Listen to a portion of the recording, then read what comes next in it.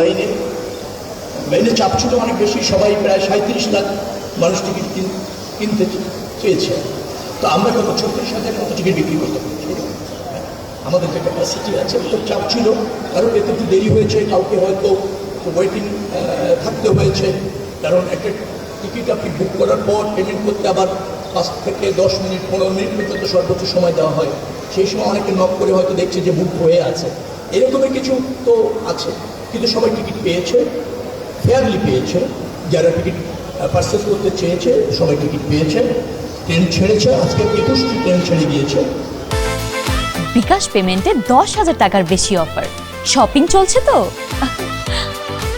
সবগুলি টাইম মতো দিয়েছে। 2টি ট্রেন মনে হয় 40 মিনিট লেট হয়েছে। এটার একটা কারণ ছিল, একটা অ্যাক্সিডেন্টের কারণে বেশ কিছুদিন ধরে 3 ঘন্টা লেট হচ্ছিল ওই 2টি ট্রেন। আজকে 40 মিনিটের মধ্যে আমরা নিয়ে আসতে পেরেছি অ্যাডজাস্ট করে। আগামী 2 দিনের মধ্যে ওই 2টি ট্রেনকে আমরা সময় মতো নির্দিষ্ট সময়ে ডিপার্চার করতে সক্ষম হব। সব কিছু মিলে পরিবেশও ভালো। আমি যাত্রীদের সাথে কথা বলেছি, তারা হ্যাপি। তবে তারা একটা শঙ্কা প্রকাশ করেছে যে এই সেবাটা বা এই তৎপরতা কন্টিনিউয়াস থাকবে কিনা, এটা তাদের আশঙ্কা। আমি তাদেরকে আশ্বস্ত করেছি এবং আপনাদের মাধ্যমে জানাতে চাচ্ছি, রেল সেবার যে মান আজকে দেখেছে যাত্রীদের স্যাটিসফাইড, সেভাবে আমরা অব্যাহত রাখতে চাই, যে কোনো মূল্যে, যে কোনো প্রয়োজন। এটা হচ্ছে আমাদের অঙ্গীকার। উত্তরোত্তর এই সেবার মান আরও বৃদ্ধি পাবে। মাননীয় প্রধানমন্ত্রী আপনার এই সেবা অথবা রেল যোগাযোগটাকে যুগ উপযোগী করে মনোরম পরিবেশে স্বাচ্ছন্দ্যে অল্প সময়ে অধিক দূরত্বে যাওয়ার জন্য জনবান্ধব করতে চান, জনপ্রিয় করতে চান, এবং সে ব্যাপারে তার নির্দেশনা আছে। সেভাবে আমরা কাজ করছি। আশা করছি রেল যোগাযোগ ব্যবস্থাপনার একটা আমূল পরিবর্তন আপনারা দেখবেন ইনশাআল্লাহ।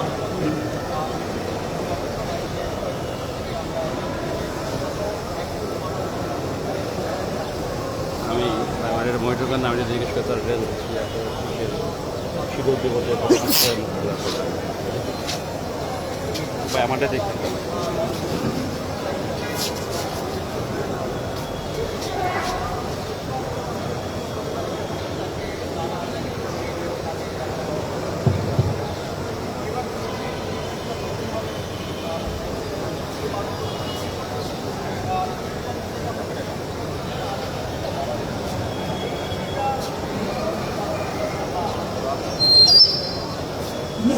কর্মদিনের তো প্রয়োজন আছে রাষ্ট্রকে সচল করার জন্য। একটা দিন বাড়িয়েছি আমরা ছুটি, একটা দিন বাড়িয়েছি, তো সেটা বাড়ার প্রয়োজন ছিল, একটা দিন কনসিডার করা গিয়েছে।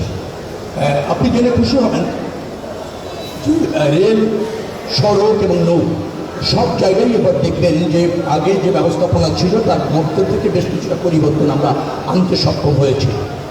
আমাদের এই সেবা অথবা যোগাযোগ ব্যবস্থাপনার সাথে যারা জড়িত তারা বেশ তৎপর এবং সর্বাত্মকভাবে কাজ করছে, সক্ষমতার মধ্যে সর্বাত্মকভাবে কাজ করছে, যার ফলে খুব বেশি এবার আশঙ্কা আমি দেখছি না। আমি মনে করছি মানুষের স্বস্তির মাধ্যমে এই যাত্রাটা নিশ্চিত হবে। ট্রেনে প্রায় আমরা 124টি কোচ, আপনি যদি বলেন মিটার গেজে আমরা যুক্ত করেছি। আরও 14টার মতো মনে হয় আমরা যুক্ত করেছি ব্রড গেজে। স্পেশাল ট্রেন আরও প্রায় 5 জোড়ার মতো আমরা যুক্ত করতে সক্ষম হয়েছি। তো সব কিছু মিলিয়ে আমাদের যে ক্যাপাসিটি আছে 36 থেকে 42,000 মানুষকে আমরা এই সেবাটা দিতে পারবো, যাত্রাটা নিশ্চিত করতে পারবো। শেষ মুহূর্তে কিছু চাপ হয়, অনেকে যে কোনো মূল্যে ছাদে উঠে যেতে চান, আমরা নিবৃত্ত করার চেষ্টা করছি, উঠার সব ব্যবস্থা বন্ধ করছি। তারপরও হচ্ছে যদি এমন হয়ে যায় শেষ মুহূর্তে যে কন্ট্রোলের অনেক সব বাইরে চলে যায়, সে যে কোনো মূল্যে বাসায় পৌঁছাতে চায়। আপনি যেটা বলছিলেন 1 কোটি, আমার জানা মতে 1,25,00,000 থেকে 1.5 কোটি মানুষ মাত্র 2 থেকে 3 দিনে ঢাকা শহর থেকে বাইরে যাবে। পৃথিবীর কোনো শহরে এই অল্প সময়ের মধ্যে এত লোকের বাইরে যাওয়ার দৃষ্টান্ত নেই। সেরকম একটা পরিস্থিতি আমাদের ফেস করতে হয়। এখানে ব্যবস্থাপনা যতটুকু আছে তার খুব ঘাটতি নাই, কিন্তু আরও ব্যবস্থাপনা, আরও সক্ষমতা, আরও আপনি ধরেন কোচ, বাস, মানে ট্রেনের কোচ, বাস, লঞ্চ, এগুলি প্রয়োজন, এটা ঠিক আছে। আবার যে সমস্ত পরিবহন ইতিমধ্যে এখানে ফাংশন করছে সেটা অনেক পুরনো, আরও নতুন কোচ দরকার। তো সেই জায়গায় আমরা মনোযোগী আছি। আমরা চেষ্টা করছি নতুন করে আরও কোচ যুক্ত করা, বাস ব্যবস্থাপনায় শৃঙ্খলাহীন একটা আমূল ডিসিপ্লিন সহ একটা মানসম্মত বাস সার্ভিস নিশ্চিত করা এ ব্যাপারে সরকার কাজ করছে। আমার মনে হয় একটু সময় যদি দেয়, কারণ 20 দিনের একটা সরকার, তো দৃশ্যমান পরিবর্তনগুলি ধাপে ধাপে দ্রুততম সময়ের মধ্যে আপনারা দেখবেন।